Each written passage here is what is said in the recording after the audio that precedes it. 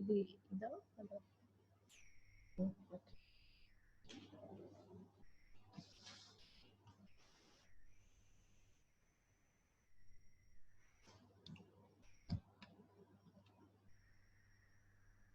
Good afternoon, all. I hope all of you are safe at home, taking all the necessary precautions, having good nutritious food, boosting up your immunity.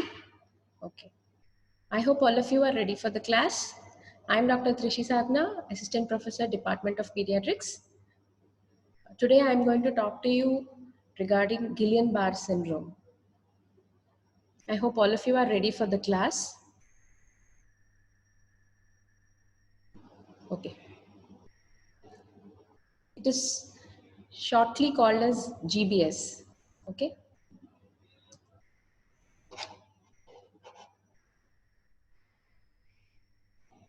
What is GBS? It is an acute, frequently severe and fulminant polyradiculopathy that is autoimmune in nature. Okay. Let's see what it is. So in GBS, the body's immune system attacks the healthy nerve cells of the peripheral nervous system. It is a demyelinating neuropathy. It involves all ages. It is not hereditary. It involves mainly the motor, sometimes sensory, and may involve autonomic also. It is also known as acute inflammatory demyelinating polyneuropathy. Now let's proceed to know how it causes, how it is caused. Okay. So the etiology, as we have already known, it is autoimmune. It can occur because of GI infections, mainly Campylobacter jejuni, CMV, respiratory tract infections, mainly Mycoplasma. It could be because of vaccination,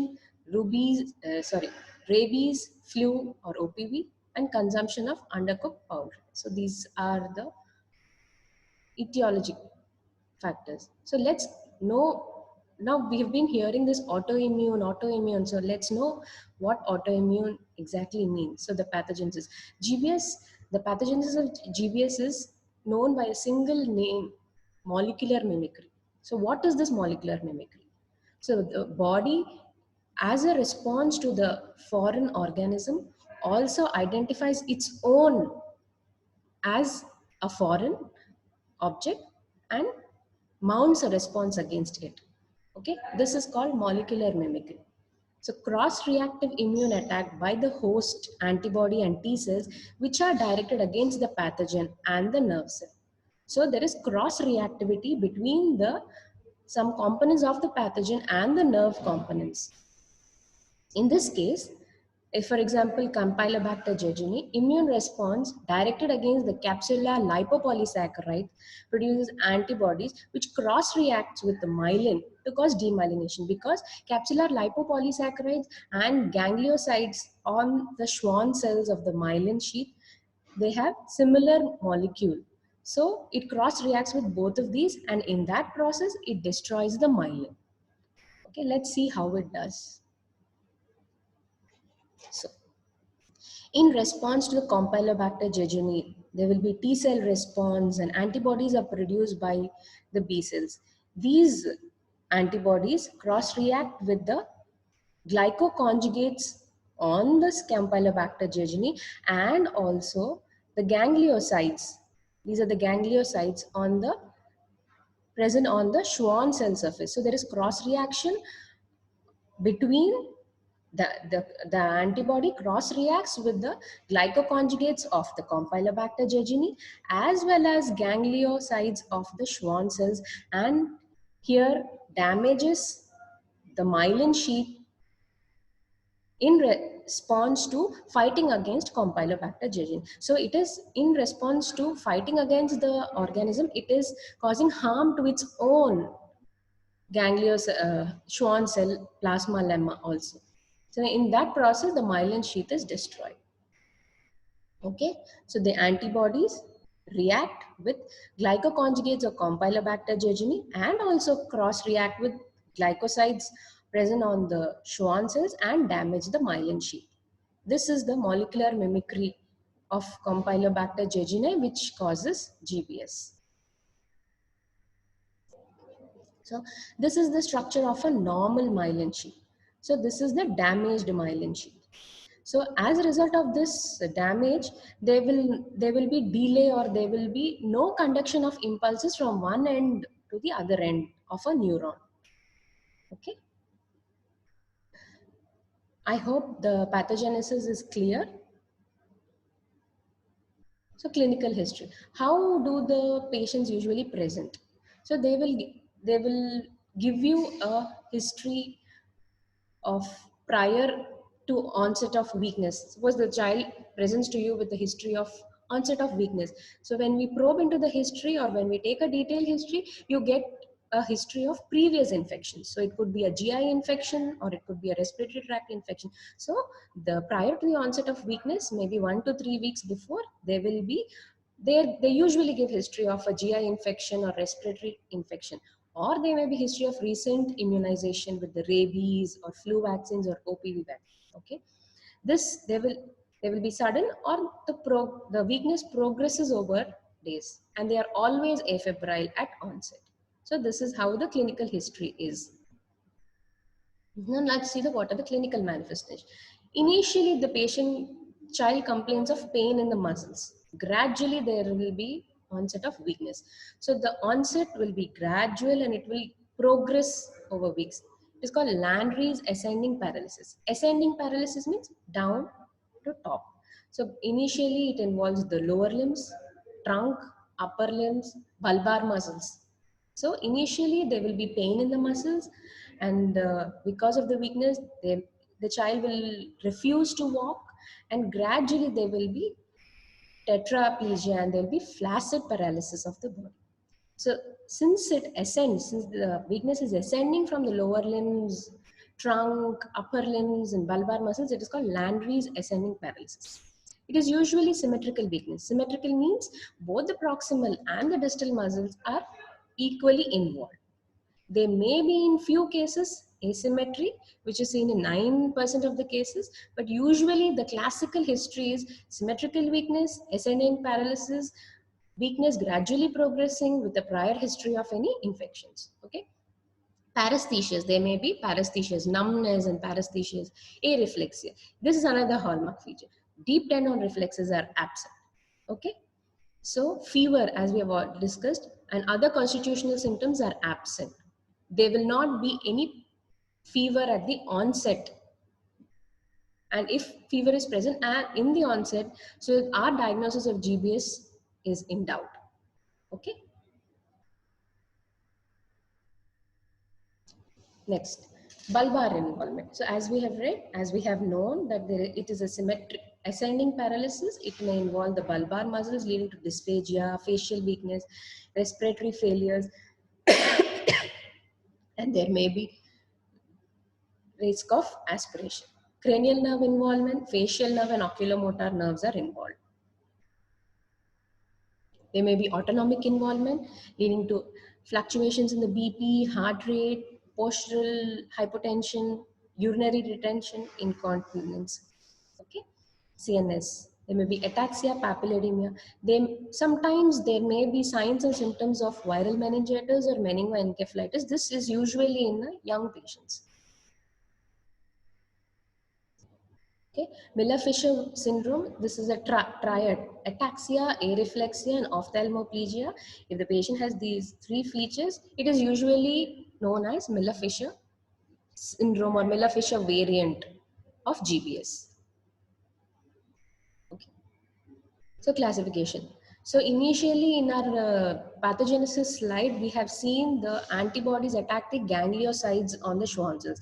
Based on the autoantibodies to which glycoside, the GBS is classified into acute inflammatory demyelinating polyneuropathy, acute motor axonal neuropathy, acute sensory neuropathy, acute motor sensory axonal neuropathy, and Miller-Fisher syndrome. Just know the names, it is enough. All of them are more or less the same.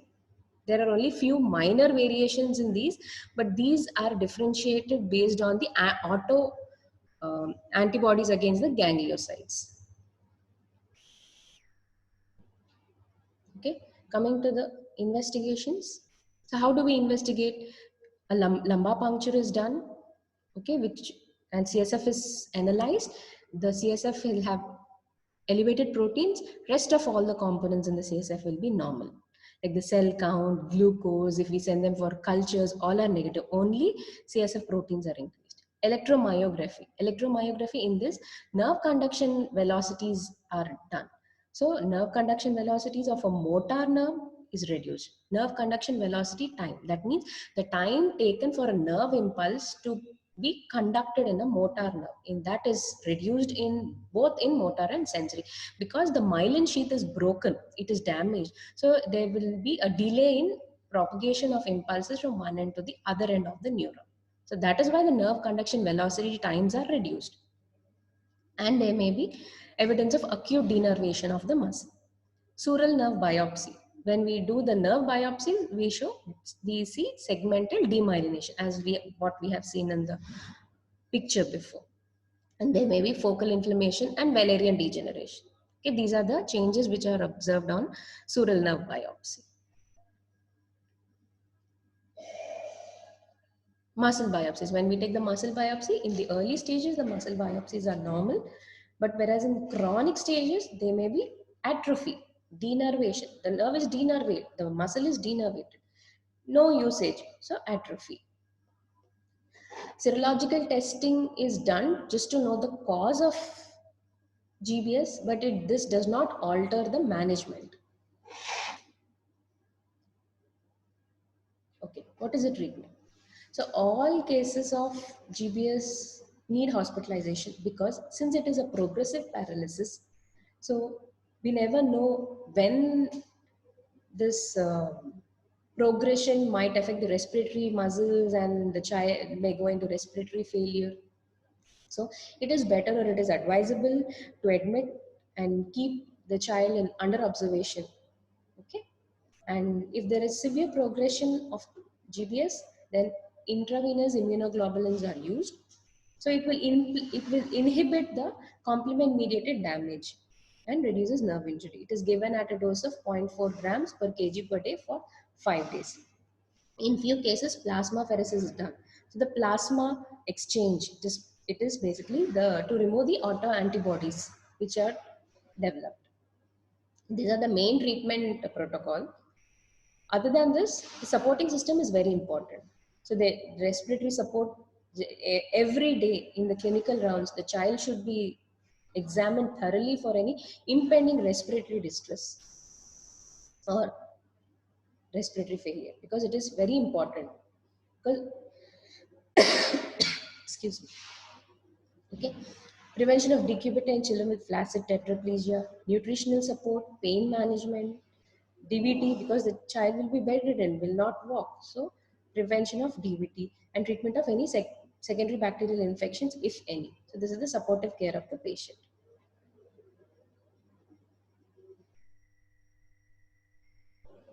What is the course? So there are 3 distinct phases: acute, plateau, and recovery. Acute, 1 to 4 weeks. Initially, rapid onset of symptoms over the first 4 weeks. Plateau, few days to few weeks. It lasts few days to few weeks. So the symptoms, it is like status quo. There is neither improvement nor worsening of the condition of the patient. Okay, recover, and there'll be gradual recovery. Okay, about 3 to 5% of people with GBS die from complications of the illness.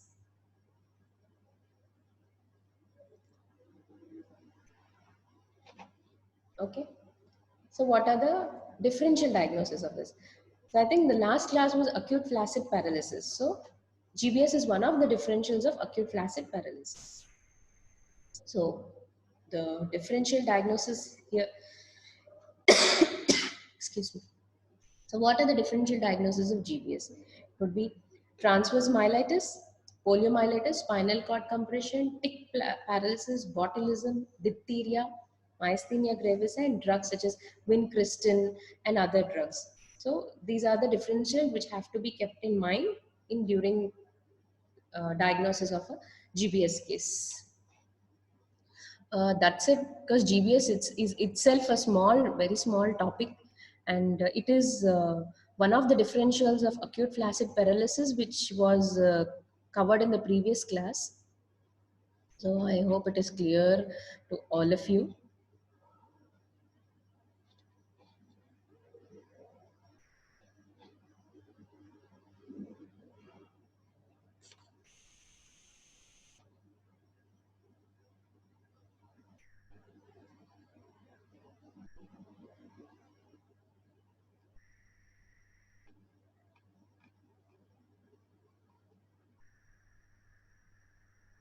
So this is the molecular mimicry, and this is how the myelin sheath is damaged. Okay, that is how we get delayed nerve conduction studies.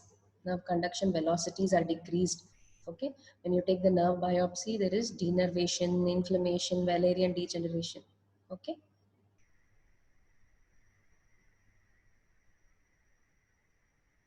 so that's it.